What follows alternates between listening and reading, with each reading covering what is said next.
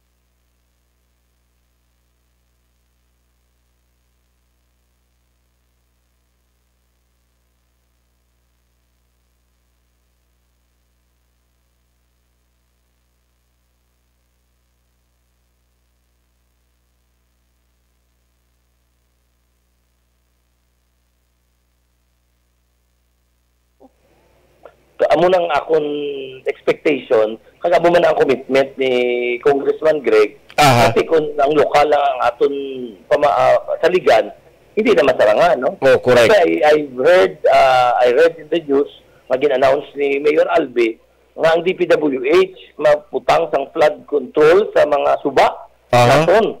No, diri sa dala ang Lupit River kag ang Magsungay River. So ako ginangabulig para nga maka-control sang aton nga mga tubig. Ang problema ko lang na dati they have to make a study gid kay basi bala kung tungga nila ang tubig pagkatapos diri bala sunod lusot sa amo na.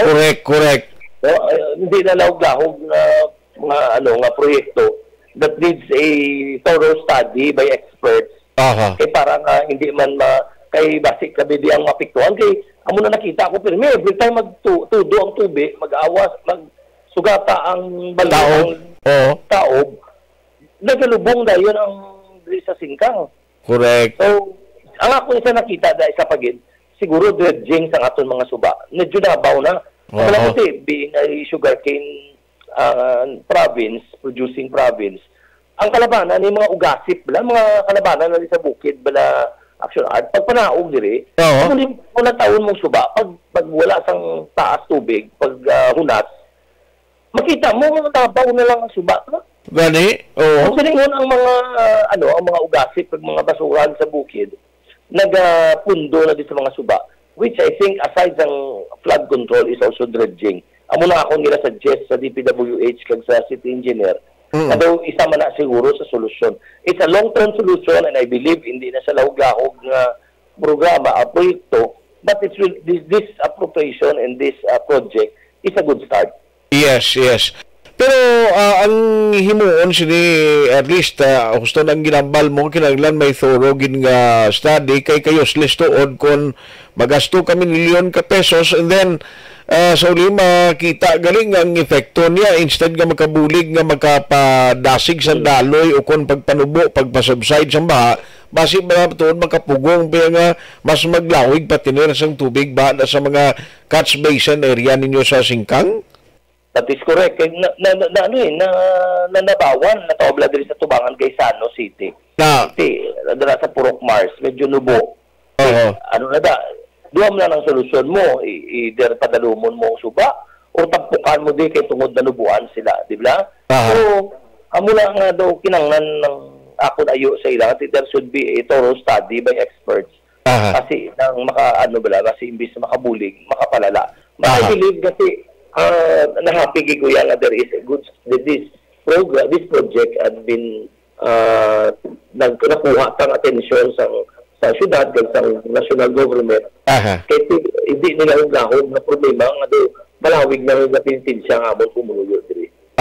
And of course ang kuan gini ang gina-expect sang taga Singkang sa imo kap is pag-start na sang 2024 nga ang allocation sinati andan na sa imo admin nga dira nga makatrabaho tudo gini para sa Singkang Airport attorney. That is correct. That is why ito medyo taas ang expectation. Amo na nga sa subong we immediately buckle down to work, lantawon ang problema and think of a solution kay taas ang expectation sa aton sang tawo. Now, although nga medyo lawig-lawig pa man to, if you may, kay December 15 pa man election sa Liga, actually your name is very, very notable. Kag daw halos ginambalan blood, kada interview ko, ang halos sa imong ngalan, gagwa gibla sa Liga, sir nga daw ikaw isa sa mga ginadusogid. I told the group, no, I told the party, especially sa kay Mayor Albi, nga siling ko, Mayor, ang akong priority is Barangay Singkang Airport at this point in time. Okay. Because siling ko ng, if you believe that I can help, I am ready to help. Pero don't worry about me, kay siling ko, akong priority, makuya ko sa pumuluyo sa akong barangay, nga nagpadalagan ko, and then, nang hindi ko dayon insigida makabulig kag makatutok, kay hindi lahog-lahog ang mga tubangon nga responsibilidad. Pero if it will be given to me, I am ready. But if the mayor believes that there are someone else nga daw mas makabulig kag makatutok, wala gid problema sa akon. Pero ako na intention is in a matter of the the remaining time nga ari ko dire, mas gusto ko makatutok sa singkang. Sa ikaduwa, my intention is really to run in the next local election. So, feeling ko, mas sa limited period of time nga ari ko di sa singkang, trabahuan ko gitanay turutudo ang akong barangay. So that after I leave, I will leave something as a mark diri sa pagserbisyo publiko sa akong barangay. Para at least ka magkatubang sa mas dako nga responsibilidad like in the next election. Actually, it's a matter, next October, filing na naman eh. Correct. Sa local doon, sa October, filing na daan? Gani. So, ang akong gusto, tutukan ko gidiri mayo anay. So hindi man na siling nga daw official kag final statement nga hindi kagid magpapili as Liga President, because if the mayor choose you or the group will choose you to lead the Liga, ready ka man ya? Yeah, ang ako nang bali is, I am ready, but if the mayor believes and the group believes that there is someone else nga daw mas willing kag ready, willing makuya mag-giveaway, there is no problem for me. Kasi kung qualification sa pag-istoryahan, wala man na sila galali sa aton qualification. Correct. No, sa aton experience sa panggobyerno bilang 3-term nga konsehal, bilang abogado, bilang subong kapitan, kita makabuli kita. But as I said, my first priority is my barangay. Anong mga naka-line up, sir, by 2024 nga mga priorities mo dira sa singkang nga gin-promise mo man sila during the election campaign? Ang akong gin-promisa sa ila muna siling kung I will work to start the big project of drainage nga nasuguran man ni Congressman Greg Sataya kag subong ginasupunan ni Mayor Albi. Ang ikaduwa, dinag-meeting na ko gani diri. Pero mayari kami di 4,000 square meter sa JR Torres Avenue. Iya sa barangay, no? So, nasuguran naman ang gym. Ang akong datuyo, may evacuation center. May isa-ilo dira ang police station 8. Okay. So, yan ako sa station commander kag sa kay Colonel Alinio sa aton city director sa BCPO.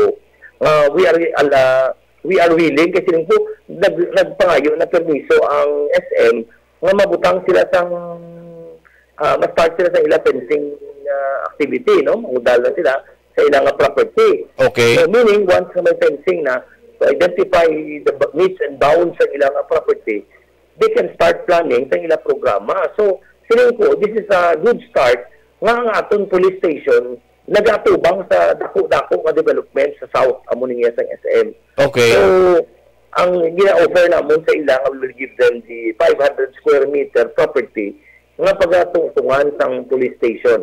Pag mabutang man dira sa public market nga iya sa barangay, dira sa tupad sang kung kaya pa sang lokal, no? Okay. So, yung priority dira is ang pagbutang sang evacuation center, sang police station, kag sang extension ng health center. Kasi gina-work out man namon ni Mayor diri sa kilid sa barangay hall.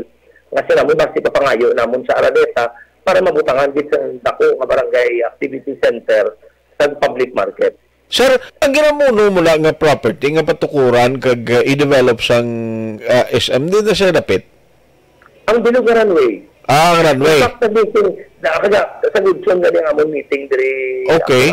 Sa meeting, kung kadala mo ang SM, gimba, kung natayin mo ang bilog na airport, duwa na siya ang Tagiya. Okay. Ang Kaap, amuni sa South. Sa South, okay. Sugod sa Cebu Pacific, pakadto sa South, no? Ang diri naman sa may Piak, alin sa Lupit River, alin sa Magsungay River, sa Taytay, sa after Golden Field, madalos dos to sa Cebu Pacific, so iyan na sang PAL. Okay. At ang runway. So, ang 20 hectares naging bakal sang SM from PNB and PAL as a joint owner. So, amo ng 20 hectares nila, which nag-atubang sa JR Torres, as I said, correct. So, nag-request na sila sa amo. So, nag-meeting kami sa mga 30 kapamilya na mga nagapangabay ang SM nga nangudal na sila kaya nakasulod sila sa sulod sang propiedad, no? Okay. And we have a very productive meeting. We are just awaiting sa SM sang ila request kung iatag na nila. Okay. Kaya amo na siya para magsugod na ang fencing because the moment clear na ang area, you can expect that SM will now start with their development. Kasi wala siyang except lang sang 30 ining ka mga balay kasi ito hindi magidala-dalag ko yung mga balay. Kasi daw ng a matter of few months, we can give them a chance na makapangita sa sarayluhan kung maka-apply dito sa araw, no? Sa housing program ng syudad. Yes, sir. Tapos, dirigan kagapon, nung nag-meeting kami diri sa DR Torres, kay may haraman pulo kabalay sa nagatungtong sa propiedad ng Barangay Singkang. Ng 4,000 square meter. Nga akong patindugan sa evacuation center, sa market, sa police station. So, we gave them a period of time. Kasi, in fairness sa ila, they are very cooperative. They understand that ang development will benefit no sa bilog komunidad kag sa bilog na syudad sa Bacolod. Anyway, sundo na mo na yung attorney kay this is a good development not only for Barangay Singkang kag ang pagsaylo dira sa Police Station 8 mga benepisyo man kay actually ti amo na bla kung kaysa may mga drug operation masami dira sa Singkang Airport do natag kisa ang Singkang Airport do nagsaylo mga taga Manago naglalagaw na yung daw drug dira permis sila dakpan sa lugar niyo. In fact, ang kagabi may raid man gani tabo dito again ang aton mga barangay officials nagtambong dito. Ang ato dito mga taga-araw, taga-Banago, taga-Masalagan, nagdadakpan. Kasi diri bala.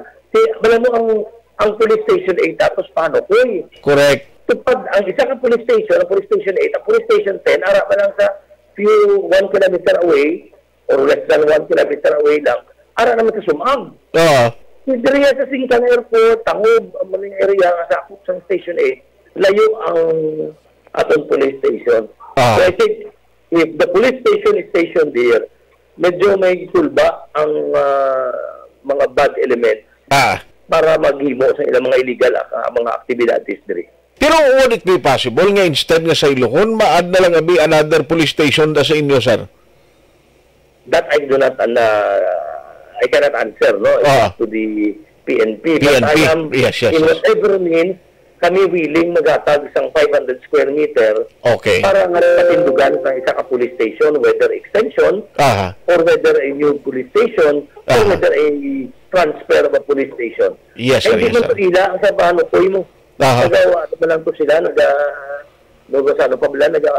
nagahulam sa pidad sa NHA. Gani man. Anyway, sundo namon ini congratulations and keep up the good work dira sa Barangay Singkang. Salamat gi sa tiyempo ginatag karong aga attorney. Salamat gid mayong aga Action Art. Salamat. Si punong barangay attorney Cesar Distrito